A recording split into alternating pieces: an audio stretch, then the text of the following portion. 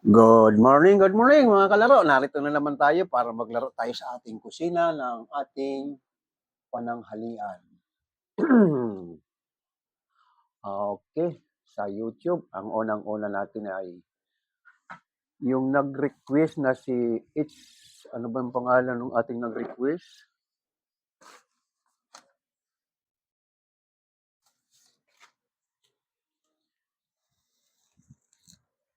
Oo. Ang nag-request ng ating kalderita ay si HCI. Ang kanyang name ay eto. Gagawin natin yung request niya na beef calderita spicy. Ito yung ating beef. Meron tayong 2 kilong beef. Ayan. Hindi makikita. Ayan.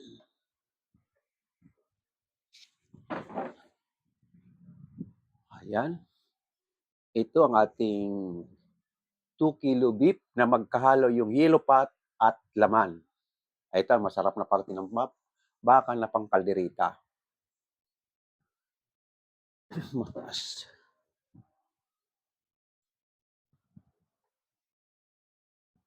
Ayan.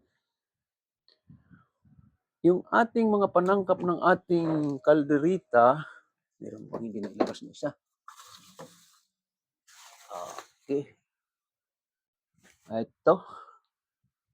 Uunahin natin yung kalderita, lalo-lalo na sa mga nagsusubaybay at itong nag-request ng ating beef calderita. Igigisa natin sa bawang, sibuyas at celery. Ayan. Pag nasangkot na natin sa bawang, sibuyas, celery, ang ating beef, lalagyan natin ng soy sauce. Ayan. Soy sauce, sabayan natin itong pamintang durog. Ayan.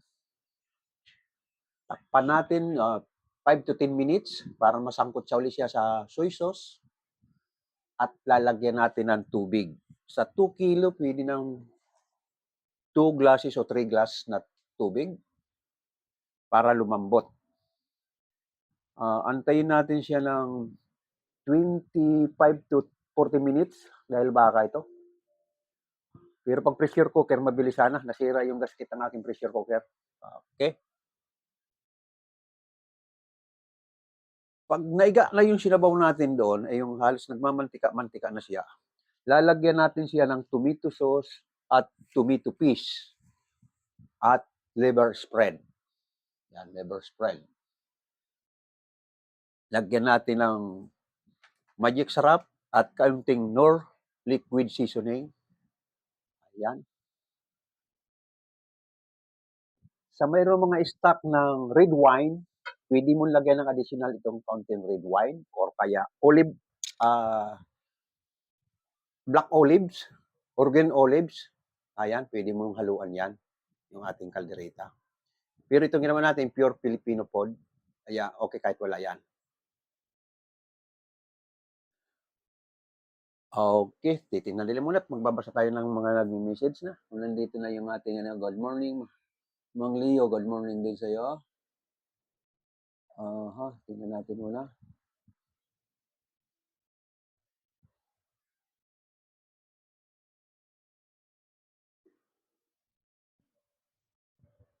Okay.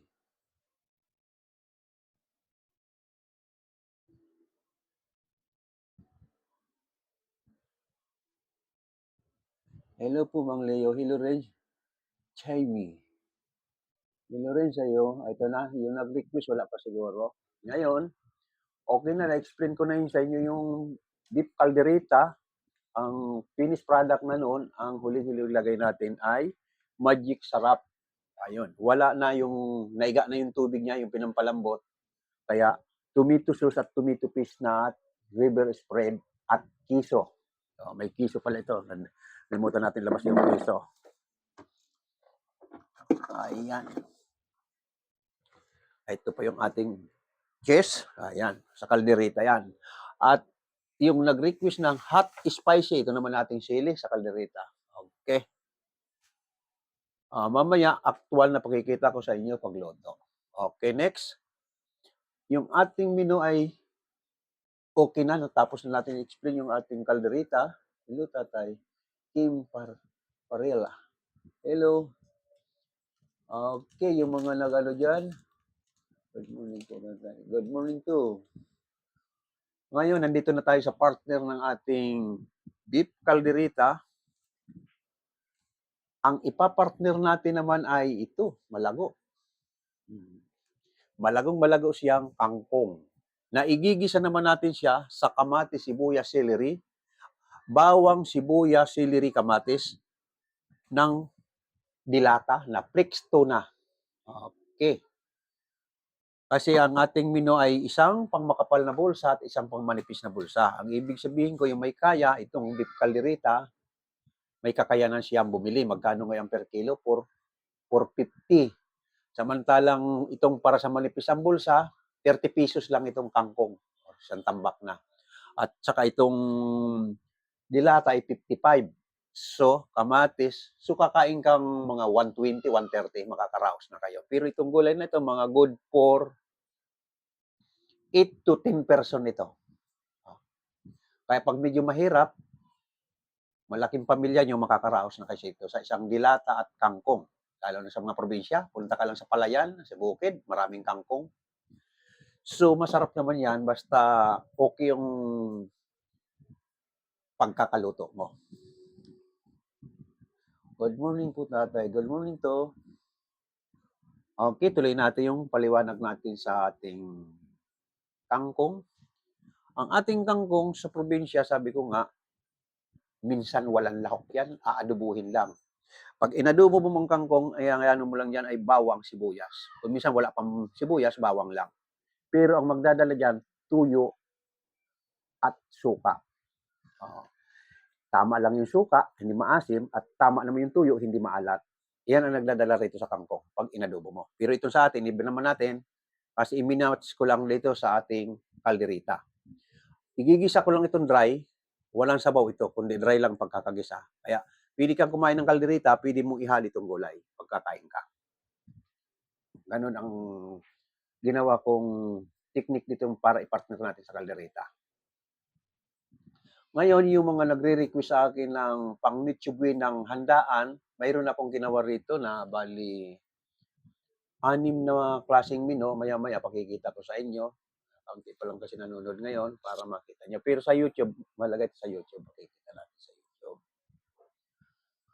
Hi, Tatay. Hi, Ren.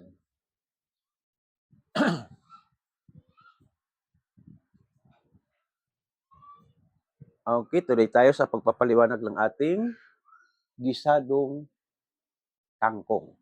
Igigisa natin sa bawang, sibuyas, kamatis, celery. Pag nagisa na natin yun, ilalagay natin itong pwedeng una, pwedeng huli ang dilata. Pero ang hiwa nitong ating kangkong, ito, pakikita ko sa inyo ang hiwa ng kangkong.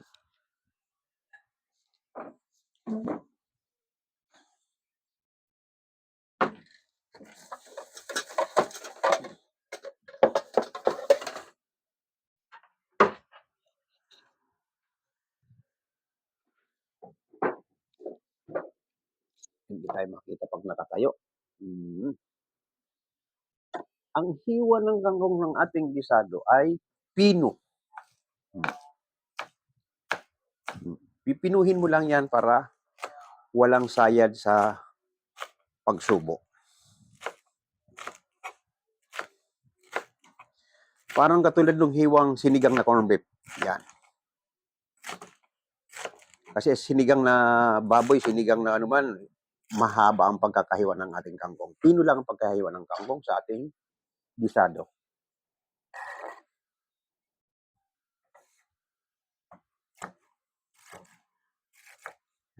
Hindi ako makikita pag tumayo ako, kaya ito nakaupo naghihiwa.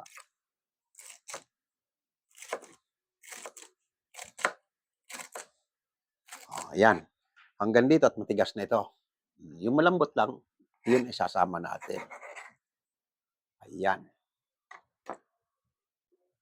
Sabi ko nga yung kangkong natin, murang-mura, 3 tali ito, nagkakahalagang 30 pesos. At 55 naman yung dilata at kamatis. Yun ang may kamahalan ng kamatis. Ayan. Ang kamatis natin, magkano, hindi ko natingnan kung magkano per kilo ngayon. Kumuha ko ng 4 na piraso ay umabot ng 65. Wow, sabi ko. Magluluto tayo, mag-inip tayo, mag-isip ako na bukas ng iluluto walang kamatis. Porque magpapasko, grabe, ginto ang kamatis. Parang katulad ng nangyari nung araw sa sibuyas. Dali-daling buhayin ng kamatis. Kahit sa paso, makakapagpabunga ka. Grabe ka, mahal.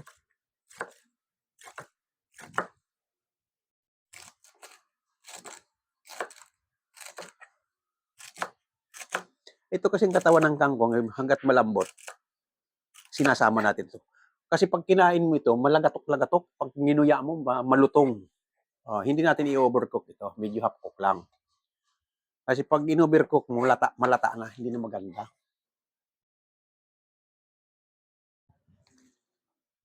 Ayan.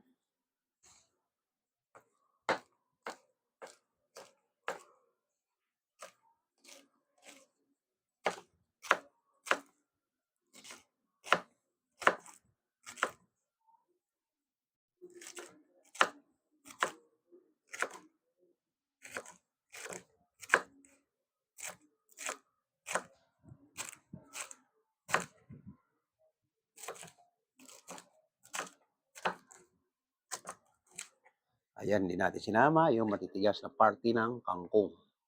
May nakaligtan na isang piraso.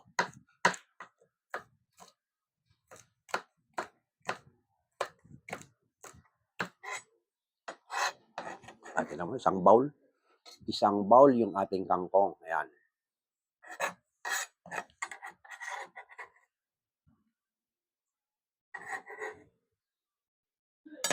Okay, magbasa muna tayo ng ating mga message.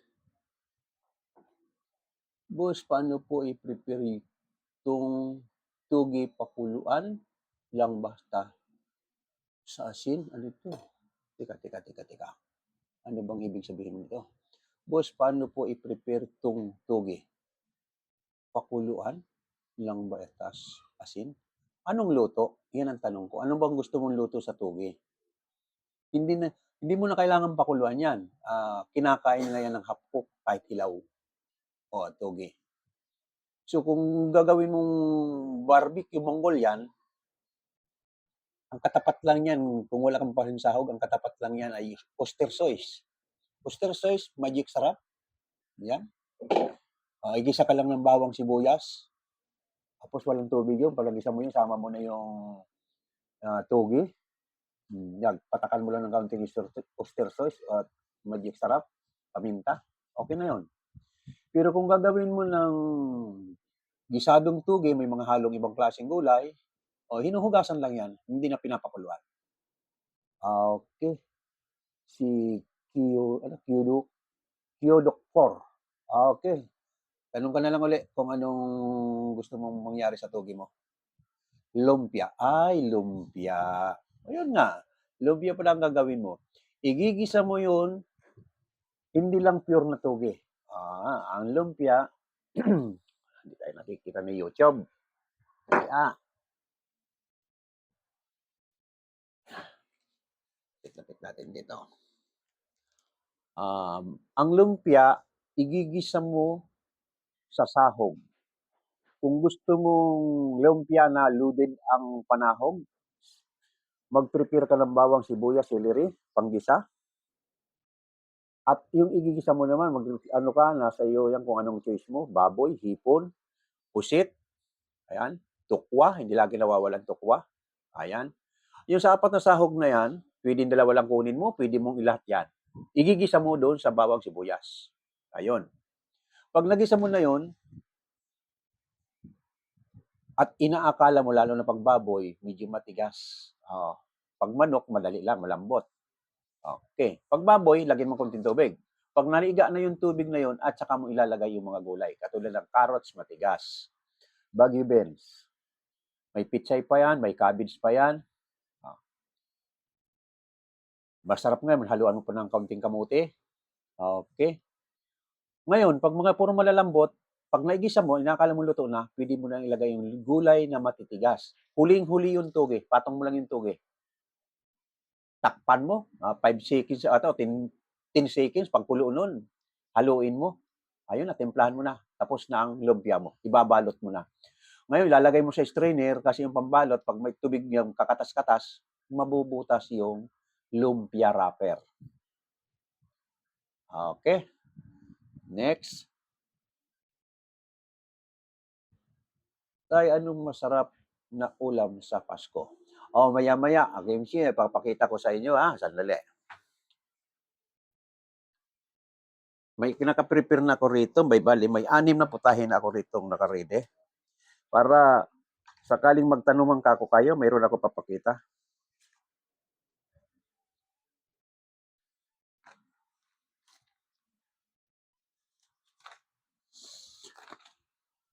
Okay, sandali ha. Titingnan natin itong paano ba yung baliktarin ang camera. Ayan na. Ayan na, nabaliktad na natin yung camera. Ayan ang ating menu ng para sa Pasko or kaya Noche Buena. Malabo ba? Unang-una ay beef caldereta. Okay. Sumunod, beef ribs. Hindi. Unang-una pala ay roast beef. Nabulag naman ko. Roast beef. Okay. Kailangan ka may oven ka niyan, roast beef. Ganyan, step by step. Pag wala ka naman oven, pakuluan mo lang sa kaldero kasama mga panangkap. Pag inaakala mo ng malambot na, iprito mo siya. Buo lang buo. Si roast beef, luluto mo buo, iprito mo buo para medyo matusta yung magkabilaang panig. Kung wala kang oven pag naprito mo na at malambot na yon, ayun, ihiwa-hiwain mo na lang. Yung katas na pinagmarinitan mo, yun ang gagawin mong sauce. Panoorin mo na lang sa YouTube at naka-explica ito doon sa YouTube. Hindi ko pa nagagawa pero sa YouTube mo sundan na lang yun, saka rito sa TikTok. At saka naman yung beef ribs, ayan, kaldereta yan. Okay. Andiyan yan, may mga ingredients. At sumunod naman ay sa baboy, pork loin steak. Ayan, may mga ingredients din yan. Mamili ka na lang yan. Sumunod sa pork loin steak ay medyo malabo ang camera. Ano ba ito? Pork loin steak. Ay, yung patatim. Okay, 2 pork ang ginawa ko. Ito, patatim. Ayan. Ayan, patatim.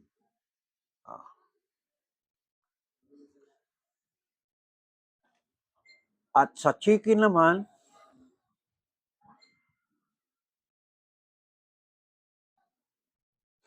hindi pa ako nakagawa ng chicken pala, kasi rush ako kanina, Wala pa akong ginawang chicken, fish pa lang. Sa fish natin ay sweet and sour. Nasa iyo kung anong choice mong piliin sa isda. Pwedeng yellowfin, pwedeng maya-maya, pwedeng lapu-lapo. Ayan. Ayan.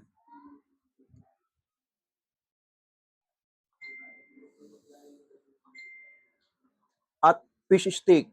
Ayan, may fish steak din tayo. Ayan. Yung fish steak, karamihan talaga niyan, slice. Pwede yung tangigi, yellowfin, kahit anong klaseng isda, basta slice yan masarap. With lemon sauce yan. Butter lemon sauce. Okay? Sige mo na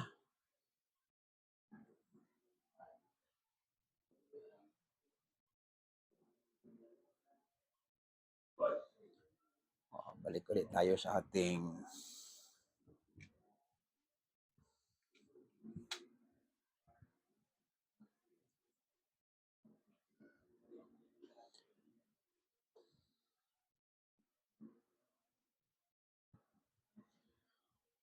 okay. Sino ba to? Yung chicken tender and Wingstop. Okay, nasagot na kita sa mamili ka na lang doon, panoorin mo na lang sa YouTube. Okay, yung ating YouTube.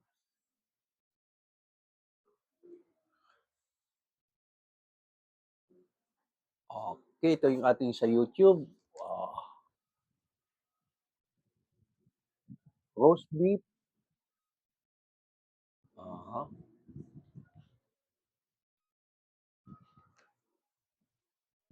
Ayan.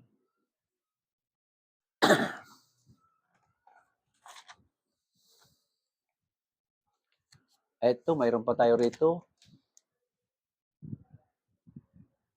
Patatim at meatballs.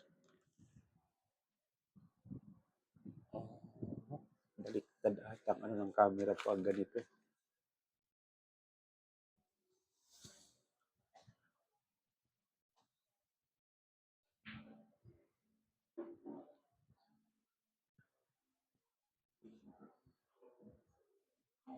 Ay, anong lulutuin mo today? Barna. Ang lulutuin natin ngayon, request ni HCI na beef caldereta spicy. At pinartniran natin ng gisadong kangkong sa tuna. Flix tuna. Dilata ang sound niya. Maraming salamat ng Leo. Pinapapor. Walang anuman.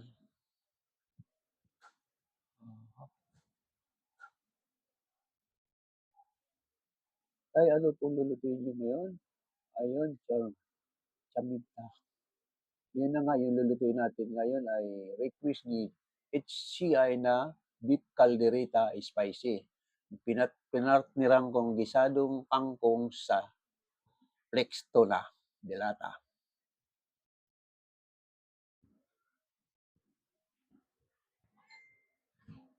Thank you po tayo. Okay lang, walang anuman. Ano pong masarap sa luto sa pasta? Okay. Sa iyo yan, kung anong gusto mo. Carbonara. Carbonara. Pwedeng white sauce, pwedeng red sauce. Ayan ang masasarap sa pasta. Good morning po. Good morning din. Good morning too. Okay. Ipagpatuloy natin yung ating paghihiwa para maisalang natin at matagal-tagal itong ating beef caldereta. Okay. Pakikita ko sa inyo ang paghiwa nitong ating beef caldereta. Okay. Ganito na, may halong yellow pot at meat ang ating pang caldereta. Ayan, kitang-kita natin. Yellow pot at laman. Hihiwain natin ito para medyo matipid tayo sa gas. Yan. Sa halip na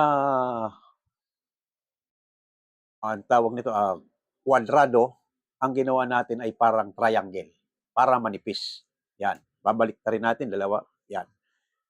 Yan. Matutulis yung magkabilaan na dulo para madaling maluto. Ayan.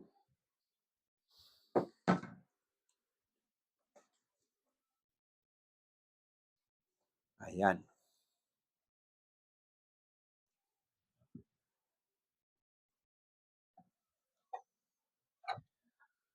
Ayan, ganda ng pagkakaano na nakapili ko ng beef.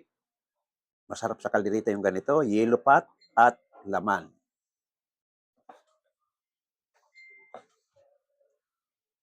Okay. Iparto natin ang ating YouTube. Mamaya ulit.